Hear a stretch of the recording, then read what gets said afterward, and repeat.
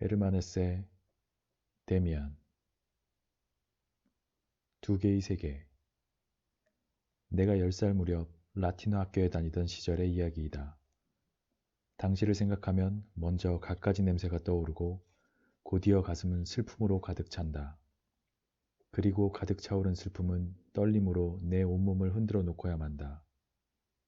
어두운 골목과 불을 켠 집들과 탑, 시계소리와 떠오르는 얼굴, 그리고 따뜻한 분위기에 기분 좋은 방, 유령이 나올 듯한 공포가 가득한 방, 따뜻한 벽난로와 집토끼와 하녀들한테서 풍기는 냄새, 그리고 가정 상비약과 말린 과일 냄새.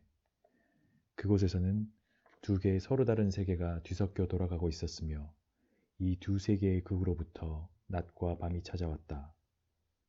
하나의 세계는 아버지의 집이었다. 엄밀히 말하자면 아버지와 어머니 두 사람만으로 이루어진 좁은 세계였다. 그 세계는 너무나도 익숙했다. 그것은 어머니와 아버지였고 친밀한 사랑과 엄격함이었으며 모범과 가르침이었다. 여기에는 부드러움과 밝고 명랑함, 맑고 깨끗함, 온화하고 다정한 말씨, 그리고 근면함과 올바른 예절이 포함되어 있었다. 아침마다 찬송가를 부르는 곳도 여기였고 크리스마스를 축하하는 것도 이 세계에서 일어나는 것이었다. 이곳에는 밝은 미래로 향하는 올바른 길이 있었다. 의무와 책임, 양심의 가책과 참회, 용서와 선의, 사랑과 존경, 예수님의 말씀과 지혜가 그 안에 깃들어 있었다. 순결하고 이상적인 삶을 원한다면 나는 어김없이 그 세계 속에 있어야만 했다. 반면 또 하나의 세계가 이미 우리 집 한가운데 시작되어 있었는데 부모님이 포함된 세계와는 완전히 다른 세계였다. 냄새도 다르고 말투도 다르고 약속하는 것도 요구하는 것도 달랐다. 이 세계에는 하녀와 직공들, 유령 이야기와 온갖 추악한 소문들이 섞여 있었다. 소와 돼지를 죽이는 도살장, 감옥, 주정뱅이와 욕설을 퍼붓는 여자들과 살인이라든지 자살 따위에 무서우면서도 호기심이 자극하는 일들이 있었다. 가까운 골목이나 이웃집 등 내 주위의 곳곳에서 온갖 몸서리 쳐지면서도 매혹적인 일들이 일어나고 있었으나 아버지와 어머니가 있는 우리 집만은 예외였다. 그리고 그것은 매우 고마운 일이었다. 우리 집에 평화와 질서와 휴식이 있고 의무와 양심, 용서와 사랑이 있다는 것은 멋진 일이었다. 그리고 그러한 모든 소란스럽고 폭력적인 것들로부터 겨우 한 발짝만 뛰어넘으면 어머니의 품으로 피할 수 있다는 것도 근사했다.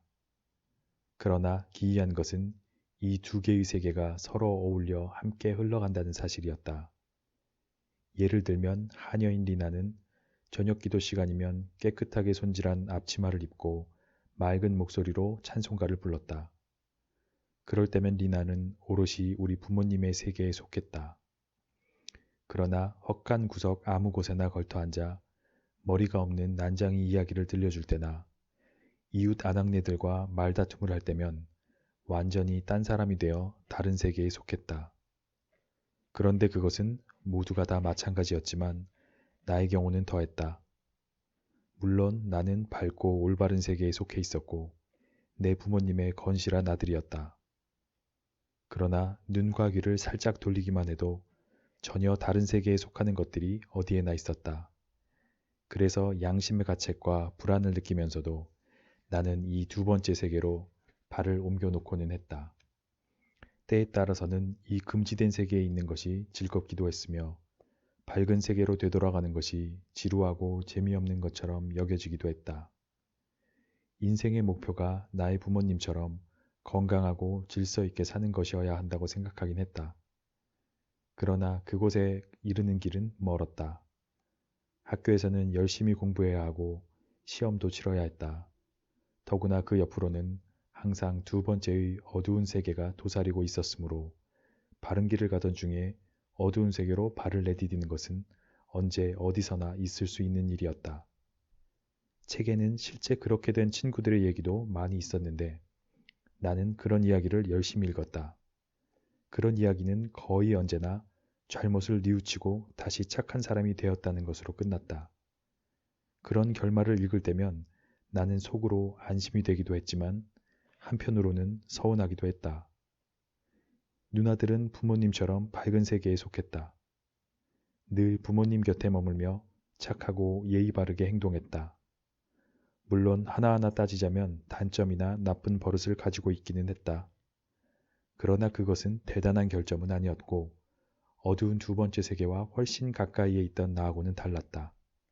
나에게 누나들은 부모님과 다름없는 존경의 대상이었으며 누나들을 모욕하는 것은 곧 부모님의 권위와 선을 모욕하는 것과 같았다. 그 무렵 나는 라틴어 학교에 다녔는데 같은 반인 시장 아들, 살림 감독관 아들과 친하게 지냈다.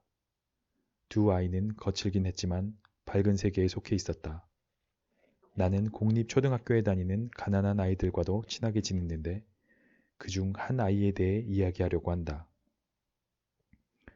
내가 갓 10살을 넘겼을 무렵 어느 한가한 오후였다. 나는 이웃집에 사는 가난한 아이 둘과 동네를 돌아다니고 있었다. 다리 위를 지날 때 어떤 큰 아이가 가까이 다가왔다. 그 아이는 양복점 아들로 공립초등학교에 다니고 있었는데 나이는 13살이었다. 그 아이의 아버지는 주정뱅이로 그의 식구들 모두 나쁜 소문 속의 주인공들이었다. 나는 프란츠 크로머라는 그 아이를 내심 두려워하고 있었다. 그래서 그 아이와 마주치자 기분이 좋지 않았다.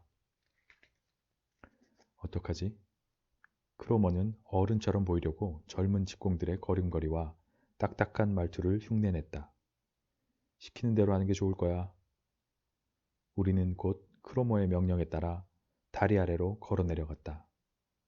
아치형의 다리 아래를 천천히 흐르는 좁다란 강변은 온갖 쓰레기와 잡동사니 그리고 녹슨 철사 줄 따위로 지저분했다. 우리는 크로머가 시키는 대로 쓰레기를 뒤져 쓸만한 것들을 찾아 그에게 바쳤다. 크로머는 우리가 건네준 물건에서 쓸만한 것은 주머니에 골라넣고 나머지는 강물 속으로 던졌다. 크로머가 주머니에 넣은 것은 돈으로 바꿀 수 있는 납덩이나 노쇠 아니면 주석으로 만든 물건들이었다.